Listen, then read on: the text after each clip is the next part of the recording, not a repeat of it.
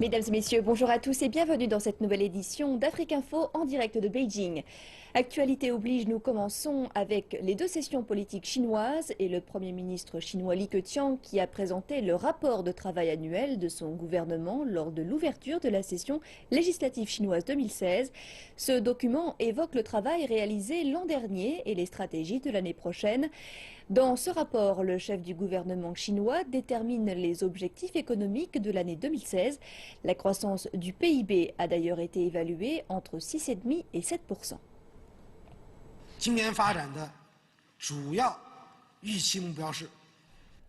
Les objectifs principaux de développement pour 2016 sont les suivants.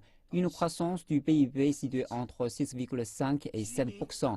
Nous avons tenu compte de la nécessité de parvenir à la réalisation d'une société de moyenne aisance à tous les égards, mais aussi du besoin de faire progresser les réformes structurelles.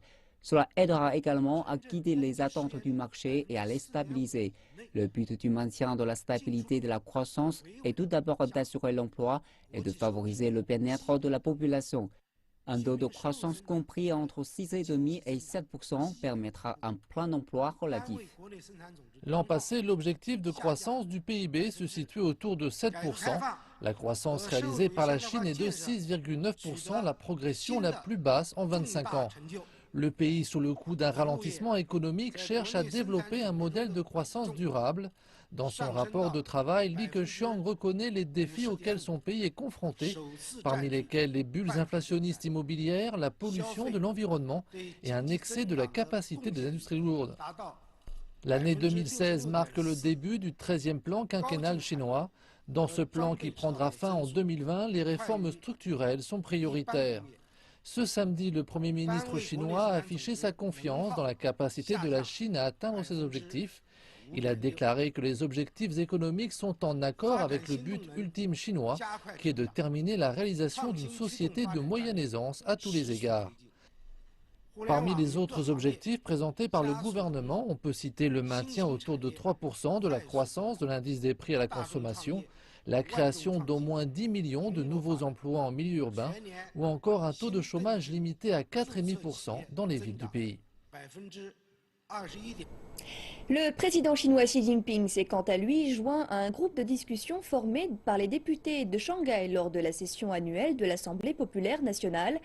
Le président Xi a déclaré que les 5 dernières années ont été importantes pour le développement de la Chine grâce à des progrès dans les secteurs politiques, économiques, culturels, social et économiques.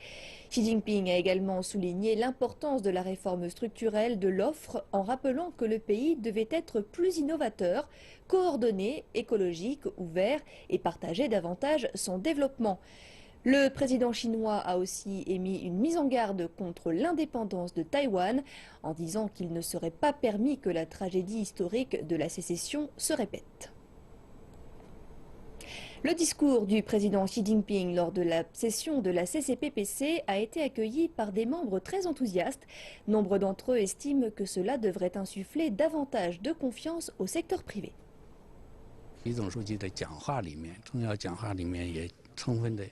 Le président Xi a parlé d'alléger le fardeau pesant sur les petites, moyennes et micro-entreprises. Il a expliqué que des mesures seraient adoptées pour soulager leur fardeau. Cela m'inspire beaucoup. Le président Xi a délivré un message important qui est que le gouvernement central soutiendra fermement le développement de l'économie privée. Le secteur privé devrait davantage participer et s'engager davantage pour réduire la pauvreté d'une manière ciblée. Je suis très intéressé par les conseils du président Xi portant sur l'économie privée. Je pense que cela insufflera de la confiance et apportera davantage d'investissements dans le secteur privé sur fond de récession économique. L'un des points focaux des deux sessions de l'APN et de la CCPPC concerne la politique de l'offre. Nos équipes ont interviewé des députés pour leur demander ce qu'ils pensaient de cette réforme. L'économie chinoise croît de façon modérée actuellement et en même temps intensifie sa réforme vers une économie de l'offre. Le pays avait jusque-là adopté une stratégie de développement pour stimuler son économie grâce à des investissements, de la consommation et des exportations. Mais avec la hausse de la productivité, les choses changent. La surcapacité, la hausse des prix du logement, la montée des dettes des gouvernements locaux, le manque de produits haut de gamme sont des problèmes auxquels la Chine doit faire face. Pour s'attaquer à ces problèmes, le gouvernement doit améliorer l'offre de produits pour stimuler la croissance. 2016 marque le commencement du 13e plan quinquennal. La politique du gouvernement concernant la réforme de l'offre arrive à point nommé. Les entreprises industrielles, spécialement dans le secteur de l'acier, ont un besoin urgent de déstocker et de se réorganiser. L'objectif de cette réforme est d'optimiser l'allocation de composants de production pour faire naître une croissance de qualité. Mais ce n'est pas une tâche facile. La guidance du gouvernement sur la réforme de l'offre encourage effectivement les entreprises à innover. Le gouvernement doit faire plus pour soutenir les entreprises engagées dans l'innovation technologique. Par exemple, en baissant les impôts ou en simplifiant les procédures administratives. Cela fera en sorte que le marché joue un rôle décisif dans l'allocation des ressources propres à bénéficier aux entreprises et à les rendre plus compétitives. La Chine va adopter une série de mesures pour améliorer la qualité des produits afin de suivre la demande. Et le but ultime est d'optimiser la structure économique pour un développement durable. Dongguan est une ville industrielle située dans la province du Guangdong, dans le sud de la Chine, et connue sous le nom d'usine du monde. Ces dernières années, la ville a vu de grands changements en ce qui concerne la transformation et la modernisation des entreprises. C'est un atelier présentant un modèle de fabrication intelligente. Ici, plus de 180 manipulateurs travaillent dans la chaîne de production. Mais maintenant, on peut seulement apercevoir quelques travailleurs. Dans le passé, nos employés devaient travailler 12 heures d'affilée, mais plus maintenant. Nous avons seulement besoin d'une personne pour acheminer le matériel à une zone spécifique en 1 heure, et cette même personne se rend ensuite au centre de contrôle. Janus est un fournisseur de solutions qui offre un système de fabrication intelligente. Le volume de vente des machines-outils à commande numérique se hisse au premier rang en Chine et figure parmi les 3 premiers producteurs mondiaux. Le propriétaire de la société a indiqué que la formation des employés est un élément essentiel à la modernisation de l'entreprise. Dans le passé, ceux qui utilisaient leurs mains dans la production seront affectés à d'autres postes, comme planificateurs ou contrôleurs. Grâce aux subventions des administrations centrales et locales, la société a pu se développer sans accumuler de dettes. Le gouvernement nous fournit une aide précieuse car la subvention gouvernementale s'élève à près de 90 millions de yuans. Et la ville nous offre aussi une subvention de 90 millions de yuans. En fait, pour des sociétés comme Janus, le gouvernement municipal a lancé une série de mesures pour encourager les entreprises à se moderniser. L'innovation a aidé la ville à attirer plus de 171 projets depuis 2012. Avec des investissements s'élevant à plus de 100 millions de dollars, les usines de fabrication intelligente dans la ville ont dépassé la barre des 400, faisant de Dongguan la nouvelle usine du monde pour une nouvelle ère. Le responsable de la Banque centrale de Chine a déclaré lors de la récente réunion des ministres des Finances du G20 que la politique monétaire chinoise actuelle est prudente et relativement souple. Cette déclaration a attiré l'attention et certains ont même déclaré que la Banque populaire de Chine avait changé d'orientation de sa politique. Yi Gang, vice-gouverneur de la Banque populaire de Chine et membre de la CCPPC, a toutefois nié que la politique monétaire s'assouplissait. Je pense que la politique monétaire reste prudente, mais dans le processus d'exécution, il pourrait y avoir quelques flexibilités et changements. Le thème principal est la prudence. Un autre membre de la CCPPC, Li Daokui, directeur du Centre de la Chine dans l'économie mondiale de l'Université de Tsinghua, a indiqué que la politique monétaire existante de la Chine est plus diversifiée. La politique monétaire est aussi compliquée que la composition d'un médicament. Et je pense que beaucoup d'investisseurs et analystes ne comprennent pas la dite politique. Ils se concentrent seulement sur le plus de liquidités. Cependant, d'un côté, la politique permet d'injecter des liquidités De l'autre, elle pousse les banques à assainir leurs mauvaises créances. Les entrepreneurs chinois ont fait part de leurs propositions lors de l'Assemblée populaire nationale. Examinons les détails de ce qu'ils espèrent voir en termes de développement économique pour la Chine. Li Yanhong, le président directeur général de Baidu, propose que le gouvernement accélère l'adoption de lois sur les voitures autopropulsées. Le gourou de la technologie a invité le gouvernement à augmenter le soutien financier à cette industrie émergente et à encourager les constructeurs automobiles à marcher main dans la main avec les entreprises Internet pour innover de façon coordonnée. Ma Huateng, le PDG et fondateur de Tencent, a fait des propositions pour favoriser l'économie de partage. Il croit que cela deviendra un nouveau moteur pour le développement de la Chine et aidera le pays à passer à un modèle de croissance mené par le secteur des services. Li Xiaolin, le président du groupe immobilier Linda, pense que le marché du logement dans les villes de 3e et 4e niveau sont dans un état d'offre excédentaire. Régler la situation dans ces villes devrait être une priorité. Il a invité le gouvernement à augmenter l'aide au niveau politique pour ces villes. Wang Qinghai, président du producteur laitier Wonderson, a expliqué que son secteur fait face à de plus en plus de compétition de la part de joueurs internationaux dans le marché chinois. Je me préoccupe de la revitalisation du secteur industriel en Chine, mais aussi du développement des entreprises laitières dans le futur. Les entreprises, particulièrement dans le secteur laitier, subissent d'énormes pressions de la part de concurrents internationaux. Le coût pour produire le lait en poudre en Chine est 2 fois plus élevé qu'à l'étranger. Avec cela comme prémisse, nous n'avons pratiquement aucun moyen de leur faire concurrence. Lei Jun, le PDG et fondateur de Xiaomi, a apporté 2 propositions lors de l'Assemblée populaire nationale. Une au sujet de l'Internet dans les zones rurales, l'autre sur la modification du droit des sociétés. He Yu, le président de la Société générale de l'énergie nucléaire de Chine, pense pour sa part que le pays aura besoin de plus de centrales nucléaires pour remplacer les centrales électriques alimentées au charbon qui sont très polluantes. Il estime que l'énergie nucléaire représente une relativement petite partie de l'approvisionnement en énergie du pays. Les 2 semaines de rencontres politiques à Beijing attirent l'attention d'universitaires du monde entier. Certains d'entre eux ont développé un intérêt pour la Chine et son évolution au cours de ces dernières années. Yuri Tavrovsky est un universitaire russe qui se spécialise dans les questions chinoises. Ses connaissances viennent non seulement des livres, mais aussi de ses expériences de voyage. Il se dit très impressionné par l'idée de la mise en place de l'initiative Une ceinture et une route.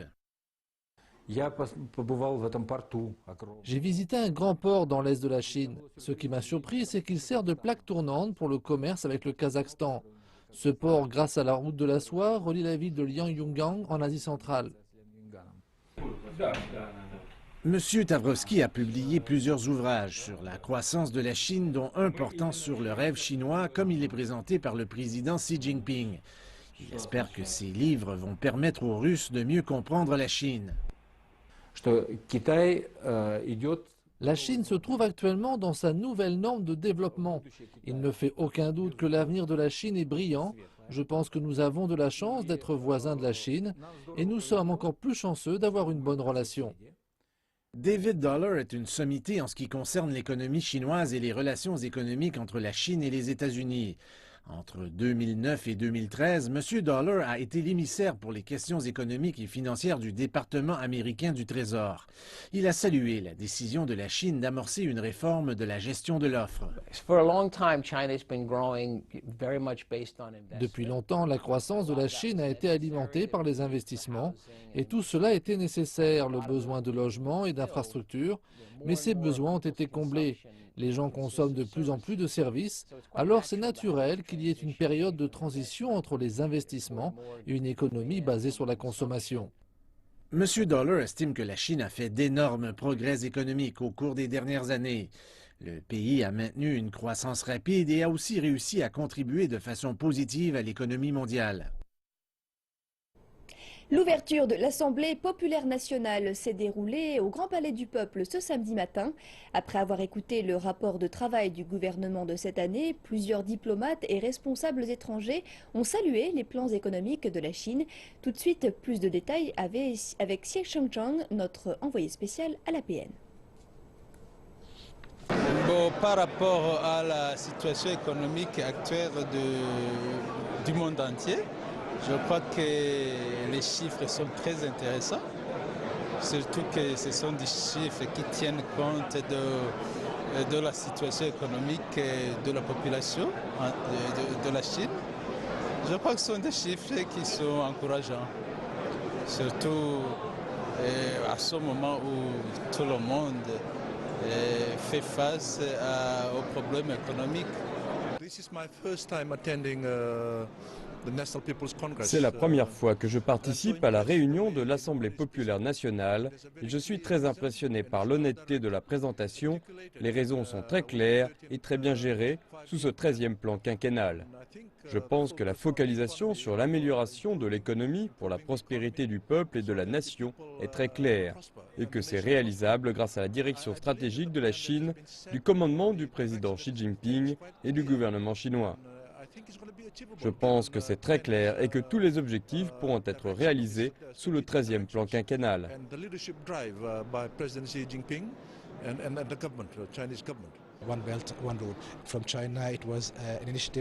Une ceinture et une route encouragent la collaboration économique régionale et internationale. L'Égypte a soutenu cette initiative depuis le début et notre président, lors de ses visites officielles en Chine en 2014 et 2015, a confirmé son soutien au projet. De nombreux accords ont été passés entre l'Égypte et la Chine dans le but de le promouvoir. Le président Xi était au Caire en janvier, une visite historique pour l'Égypte, voire pour le Moyen-Orient. Elle a permis aux deux dirigeants de discuter des progrès obtenus au cours des 2 dernières années depuis la naissance du projet, ainsi que des moyens d'améliorer la coopération bilatérale économique dans le cadre de l'initiative Une ceinture et une route. Nous sommes pleinement engagés dans le projet et espérons que d'autres pays en bénéficieront également.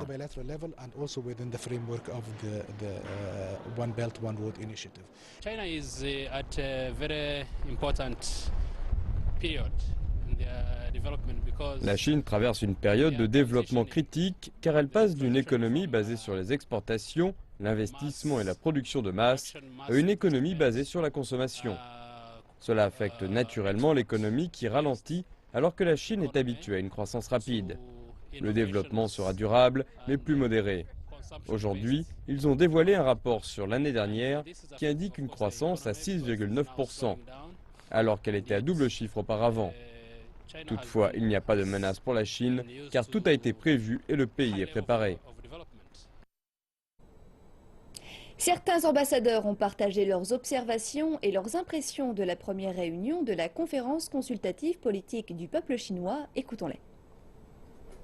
Le rapport de travail est très important parce que c'est le bilan de l'année qui vient de s'écouler. La Chine est dans ses réformes, la Chine rassemble ses forces et il faut progresser. Et je trouve que c'est positif. Les voix qui sont données sont importantes et pour nous, qui sommes les partenaires étrangers de la Chine, pour un pays comme la France, qui a un dialogue stratégique avec la Chine, c'est une manière pour nous d'éclairer la voie, de comprendre comment fonctionne ce grand pays, comment fonctionnent ses décisions, et ça nous aide, je dirais, à aller de l'avant, à travailler mieux avec la Chine. Donc nous attendons maintenant le discours du Premier ministre Li Keqiang samedi, pour compléter notre compréhension des choses, mais c'est très intéressant pour nous d'entendre M. Yu Zhenzhong expliquer pour la conférence consultative nationale du peuple chinois comment on tire un bilan de l'année passée, qui est un bilan de succès, comment on essaye de tirer les enseignements de ce qui s'est passé pour continuer à aller de l'avant dans les réformes, dans les progrès, et tout cela contribue à la paix du monde, à la stabilité du monde, à sa prospérité. C'est très important pour nous. C'est un discours très bien présenté et surtout avec des résultats qui sont très positifs dans le sens que 2015, qui était une année des réformes profondes, ont donné des résultats très très clairs dans tous les aspects et il s'attend énormément pour le 2016.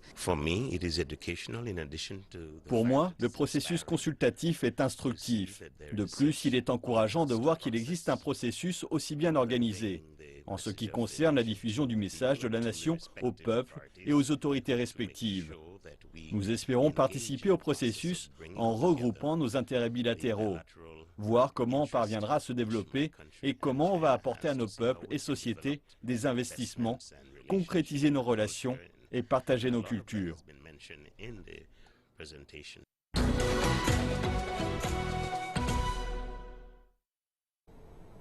Un mot d'actualité africaine à présent. Le président du Zimbabwe, Robert Mugabe, a déclaré que son gouvernement allait prendre en charge l'ensemble des activités minières du secteur du diamant. Le dirigeant estime que les entreprises minières actuelles ont pillé les richesses du pays. Cette déclaration a été faite une semaine après la directive du ministère des Mines préconisant la cessation de l'activité minière à Marangwe, un site de champ de diamants. Le gouvernement fait savoir que les entreprises minières n'ont pas fait preuve de transparence concernant leurs opérations et leurs revenus. Jeudi, le président Robert Mugabe a déclaré que ces entreprises avaient dérobé la richesse de la nation. Malgré le fait que les champs de diamants de Marange sont considérés comme le plus grand gisement découvert ces derniers temps, les retombées du site n'ont pas été financièrement significatives pour la population zimbabwéenne. D'après le ministère des Mines, depuis 2010, le gouvernement a perçu 637,3 millions de dollars de revenus des mines. Le prolifique site de Marange a produit 29 millions de carats de pierres précieuses entre 2012 et 2014. Pour tenter de comprendre ces opérations opaques, le gouvernement a proposé la création d'une seule entreprise minière au sein de laquelle l'État posséderait 50% des parts. Une stratégie qui s'est d'ailleurs révélée être un succès au Botswana, pays voisin du Zimbabwe. Ce qu'ils ont fait, c'est avoir un partenariat gouvernemental avec De Beers. Cette joint venture s'appelle Debswana. En observant leurs résultats, je pense que l'économie du Botswana en a bénéficié. Ce que nous avons fait ici, c'est accorder pléthore d'autorisations à tellement d'entreprises et avec ce type d'approche fragmentée, on ne peut pas construire de compétences de base, que ce soit dans l'exploitation minière du diamant ou dans son traitement. Depuis 2014, les entreprises minières résistent au plan d'assainissement, période au cours de laquelle l'expiration de leur licence exigeait l'arrêt de leurs opérations. Deux entreprises ont engagé une procédure judiciaire réclamant un accès à leurs mines. Ces mines sont aujourd'hui contrôlées par le gouvernement alors que les craintes se font pesantes concernant la sécurité des pierres précieuses.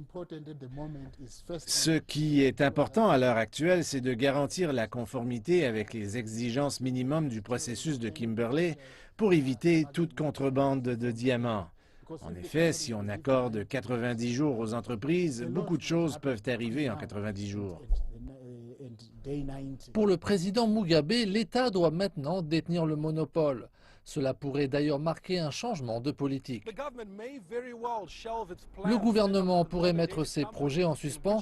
L'objectif est de consolider et de mettre sur pied une entreprise dans laquelle il pourrait détenir 50% des parts et faire cavalier seul. Posséder une compagnie chargée de l'extraction minière de Marange permettrait d'exercer un contrôle total sur les revenus et, dans le meilleur des cas, d'en faire bénéficier l'économie nationale. Les autorités somaliennes ont annoncé qu'elles allaient progressivement s'occuper des racines à l'origine du problème de la forte émigration des jeunes Somaliens. Le gouvernement a déclaré qu'il était en train de réaliser beaucoup d'efforts pour créer des opportunités pour les jeunes dans le pays, afin de les décourager à effectuer le périlleux voyage à travers la mer Méditerranée pour rejoindre l'Europe. Récemment, 14 jeunes Somaliens sont morts noyés en Méditerranée alors qu'ils tentaient d'atteindre l'Italie. Mais cet incident n'a pas découragé de nombreux autres Somaliens d'effectuer ce dangereux voyage malgré les risques. La plupart de ces jeunes souhaitent émigrer en Europe, un continent qui est actuellement déjà aux prises avec une grande crise migratoire. Les autorités somaliennes ont annoncé qu'elles étaient présentement en train de s'occuper de ce problème, afin de tenter de convaincre ces jeunes de rester dans le pays. Ce que nous faisons actuellement est de mettre en place un plan de développement économique et de faire que ce plan de développement s'adapte aux jeunes en leur créant de grandes opportunités de travail.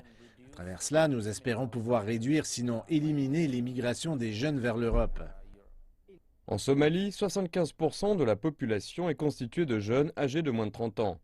Mais pendant des années, le chômage et l'instabilité ont forcé de nombreux jeunes à émigrer. Mais la majorité des jeunes du pays se disent optimistes et pensent que la situation est en train de s'améliorer. Cela fait des années que des jeunes, pour la plupart de mon âge, meurent en pleine mer. Je vis dans mon pays et la vie s'améliore ici. Mon conseil à ceux qui veulent émigrer est de penser aux dangers qui les guettent. J'espère qu'ils pourront changer leurs plans. Les jeunes sont les futurs dirigeants de demain. Certains de mes amis sont morts en tentant de chercher une vie meilleure ailleurs. J'ai choisi de ne pas les rejoindre. J'ai réalisé trop de choses ici.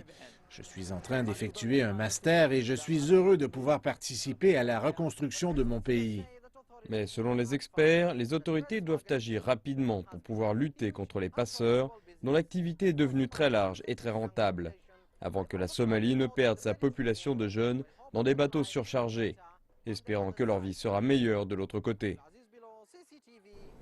C'est ainsi que s'achève cette édition d'Afrique Info. Merci de l'avoir suivi et merci de votre fidélité. À très bientôt sur CCTV Français.